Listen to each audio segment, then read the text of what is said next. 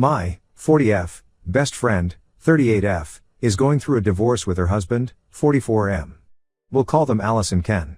My husband, 37, and I have been together for 10 years and have always been close with Ken and Alice. Alice and I have been friends since long before we met either of our partners. My husband and Ken have become good friends over the years, and they hang out just the two of them semi-frequently. About a month ago, Ken told Alice he wanted a divorce. She told me that for the last 6 months, they've been having issues. According to her, the problem stemmed from Ken's issues with her job. 3 years ago, she accepted a promotion at her company. The promotion required her to travel 3 to 4 months out of the year, and she works a lot even when she isn't on assignment. She's always been insanely ambitious and successful. I think it's important to note that Ken works full-time as a tradesman. He works out of his shop, metal work, on their property and stays pretty busy. She makes more than he does, but I wouldn't call her the breadwinner. Alice has a daughter, 12F, from a previous relationship. Biodad isn't in the picture, and Ken has been her dad since she was 4. According to her, Ken has been asking her to either take a position that requires fewer hours and responsibility or find a new job that doesn't require any travel. She's been telling him she will but has been putting it off, thinking he'd drop it eventually. This has been going on for a while, she didn't tell me how long exactly. It all came to a head when she extended a business trip, while on the trip, and forgot about a family vacation they had planned for when she got back. She didn't consult him about extending her business trip before agreeing to it. She apologized and promised to make it up to him, and their daughter. She said she didn't have a choice when it came to extending the business trip. Whether that's true or not, I have no idea. Ken was upset but didn't blow up. When she got home, though, his stuff was packed, and he'd moved most of his shop and tools into storage. He hadn't told her any of this and was acting like everything was fine until this point. She called me and was crushed. She kept saying, "I didn't think he'd do it," over and over. What was at first sadness on her end quickly became resentment or anger when Ken made it clear there was no getting back together. Ken and my husband were in contact during this whole ordeal. The husband knew they were having issues but didn't know the extent of them until after Ken left Alice. Ken told my husband that Alice had been checked out of the relationship ever since she took the new position. They don't do anything as a family anymore. Alice doesn't make time for them to talk when she travels. I guess he asked her for some nudes and sexy dirty talk a few times, and she rejected him but had time to go out with coworkers. They don't have sex anymore. He'd voiced these issues numerous times, and she blew him off, according to Ken. Everything became much worse after a particular incident that made it hard to even type without cringing. Ken and Alice had been separated for about 3 weeks. Their daughter was bouncing back and forth between Ken's apartment and their old home that Alice was staying in. It was Ken's weekend with their daughter. He brings her back on Sunday evenings. Well, Alice went on a bender and literally forgot what day it was. She was so fucked up, this isn't like her. She thought it was Saturday. It was Sunday. Ken shows up with their daughter and walks in on a shit show. Alice had 2 younger men there. They were drunk and in the hot tub. They weren't in the act, but it was clear what was going on. She started freaking out. Calling Ken names. Screaming that it wasn't Sunday yet. Ken kept their daughter in his truck, so she didn't see the worst of it. They left. The next day, she had no idea what had happened. She had texted Ken horrible things while she was fucked up. I only saw them because Ken sent my husband screenshots. I won't say word for word what they said, but it was really personal shit. Since this, Ken is going nuclear. He wants the house. He wants custody. He adopted their daughter long ago. He wants child support. He's taking her to the cleaners, as they say. I know this isn't Alice. She's going through shit. She needs friends right now, and I'm literally all she has. Her own daughter would rather stay with Ken. I'm not going to cut my best friend out over this. The issue? My husband wants me to cut her out. He's said some really terrible things about her. He's called her a shitty mother. I know she loves her daughter. He's called her a self-absorbed, fucking bitch. He says he doesn't want me to get sucked into her drama and behavior. When I insist she'll turn it around and she just needs help right now, he shuts it down, saying this is who she really is and he doesn't know why I want to associate with people like her. I know a lot of this is just shit that Ken has told him, and he's defending his buddy.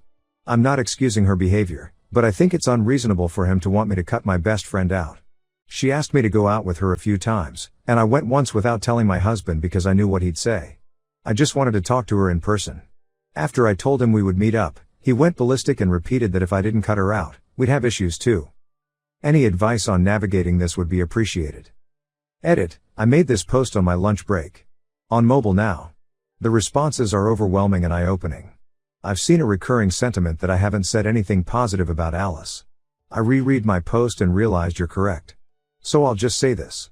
She wasn't always this way, and her behavior, drinking excessively, shrugging off family, being work-obsessed, is relatively new.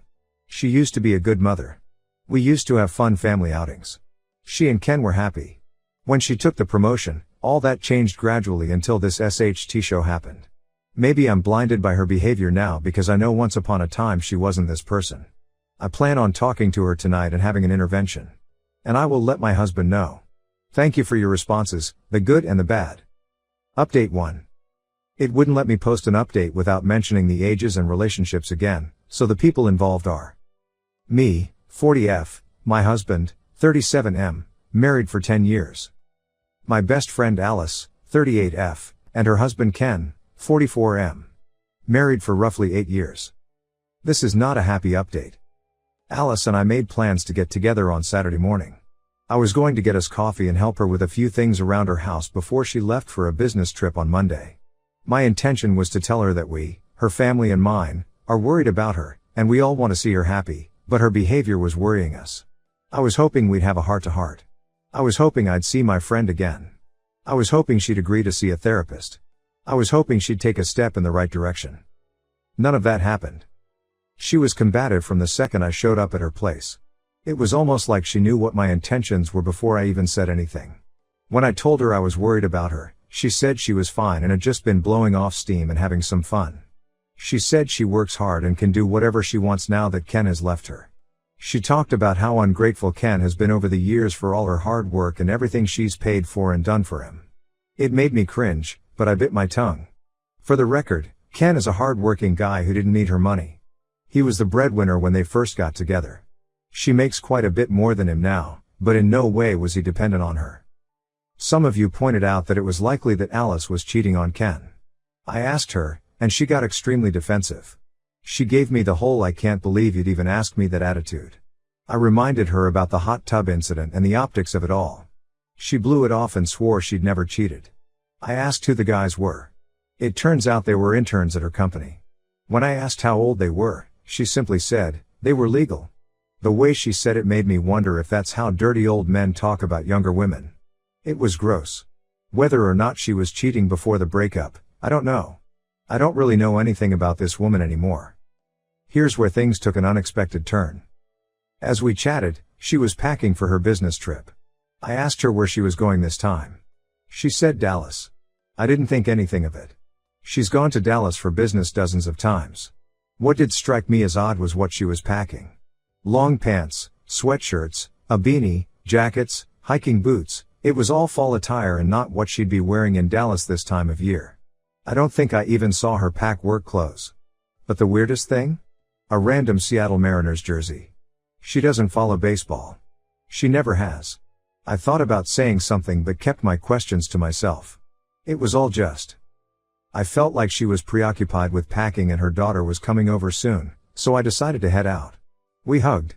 I told her I loved her and wanted her to be happy. I told her I hoped she considers seeing a therapist when she gets back. She said, I'll think about it. Things did seem to end on a positive note. When I got home, hubby and I were talking about how things went, and I told him about the clothes she was packing and the random Seattle Mariners jersey. He thought it was odd too. But, other than it just being odd, we didn't think anything of it at the time. But then hubby went full internet detective, and guess who lives in Seattle and has a Facebook profile picture of himself at a Mariners game? Her daughter's biological father. My heart sank. When I checked the Mariners schedule, they do have home games next week. I called her immediately and asked her if she was really going to Dallas. She responded, yeah, why? I asked if she was sure she wasn't going to see X name in Seattle. She got quiet. There was probably a full minute of silence. I told her she better not lie to me and that I'd find out. She came clean. She said she had gotten in contact with him right after Ken left her, and they'd been talking more and more. She said he was a different man now and has turned his life around. I didn't talk about her baby daddy in the last post because it wasn't relevant. But just know that this man is a piece of shit human being. He cheated on her while she was pregnant and kicked her out when she confronted him. He'd slap her around. Call her terrible names. This fucking guy said he wanted nothing to do with their child either. I flew to Seattle, picked her up, and brought her home. She lived with me for a bit. She met Ken shortly after having her daughter, and within a year of dating, they moved in together. I told her that of all the SHT she's pulled recently, this was by far the worst thing she could do. I told her I was disappointed in her. I couldn't believe she would ever speak to that man after what he did to her and how he treated her. She kept saying it was years ago, and she's changed and he wants to meet his daughter one day. I started screaming and yelling into the phone so loudly that I think I blew out my voice. I told her I was done with her. I told her, if she gets on that plane to Seattle, not to bother contacting me ever again. I hung up on her. She called back and texted once, but I ignored it. I didn't have the energy for her anymore. I just sat on the couch crying all night while my husband held me. He didn't rub it in. He didn't give me an attitude. He just let me cry and told me he was sorry. Alice texted me this morning. She said she's sorry for lying to me, but she's a big girl now and can look after herself. I asked her if she's still going to Seattle, and she said yes. I blocked her. It's over. I told Ken everything. He was upset, but not surprised. He said he knew how close Alice and I were, and he was sorry I'd lost my friend. I told him I was sorry he'd lost his wife. You guys were right. I feel like a fucking idiot. Maybe it's a little selfish of me, but I feel betrayed.